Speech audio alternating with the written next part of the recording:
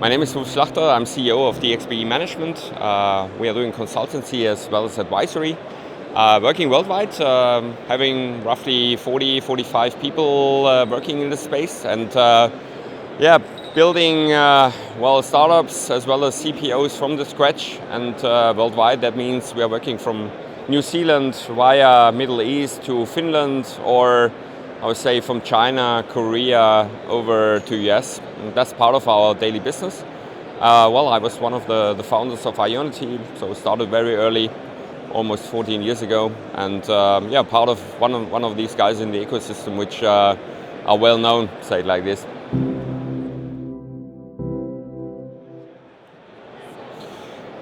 Well, if you take a look on the EV industry, we have global differentiation. So you have markets which grow really fast, where you see that there's a lot of support on the governmental side, and others which are struggling or still, suffering, because the first, hockey stick ended, and now it's a little bit like a roller coaster. You're on the top of the roller coaster and do not know when you fall and how deep you fall. And this is a little bit the situation what you have, for example, in Germany or in Europe. Otherwise, you have markets which have tremendous growth, like in Southeast Asia, mainly driven by OEMs. So if you have the opportunity to get the electric vehicle there, then it's easier than having none and trying to scale faster. So of course, the car is the relevant thing. And from the charge point operator side, I think we have seen lots of players coming up. Maybe there will become some consolidations in the next 2 to 3 years. But anyway, at the moment we have still a growth path, and the business is growing international quite good. I would say a 2-digit, of course. But it was no longer that what we had in Europe, something like 200% or even more per year. But it's not the typical hype cycle you see, which is coming up in the last weeks. Especially you have seen some insolvencies on the hardware side as well as on software players. So this is, I would say, the typical hype cycle or life cycle of new business have started, and part of the daily challenges you have in the market if you talk to different providers. So it's quite interesting to see how this market is growing. On the open software side, when I started in 2016, I decided not to build a kind of a closed loop, because from my point of view, it was from very first beginning, and I was working in the telco industry. At the end of the day, you have to be open for partnerships, and you have to think about, I don't have to invent the wheel a second time.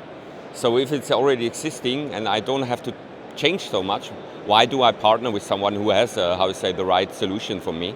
So I was the guy who was pushing these open source and these activities since many years, because I believe in that. I've seen lots of players in the closed loop model, so especially charge point management software providers, which are offering these closed solutions, but at the end of the day, they all change into an API or interface-based model, where you can adapt new functionalities like energy management, like reservation on the charger, or other functionalities like dynamic pricing and so on.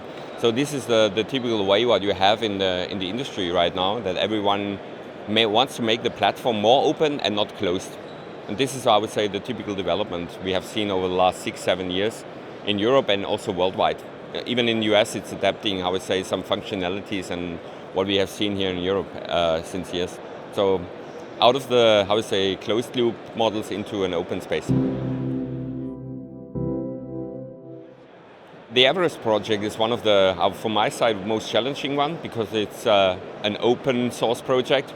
And it's always like, if you go back in the 90s, like a little bit like Linux and so on, so from the OS, so the operational systems, it's a challenge to bring all the pieces of the cake together and build this kind of ecosystem, because it's, best breed, and at the end of the day, you will only be successful if you can combine these functionalities and these, products and services what others are already providing. So I think I like it, and also on the Pionix approach, what we have seen over the last years, fast growing, and also a little bit against the trend. So depression trend, what I've already mentioned, is getting in a growth path, and I see this very positive from my perspective to have one of the major leading companies in the segment being also based here in Germany, but I have lots of activities worldwide, and even if I meet some guys from Pionix in Korea or so, or in US, then I see that the approach is the right one, because if you focus on a few markets, then I would say you're not ready for the big business. So especially this growth path, internationalization, this is one thing what helps Pionix and will give them even a longer lifetime or life cycle than maybe others which are just starting in the business. So I think this is a really positive development over the last 3 to 4 years.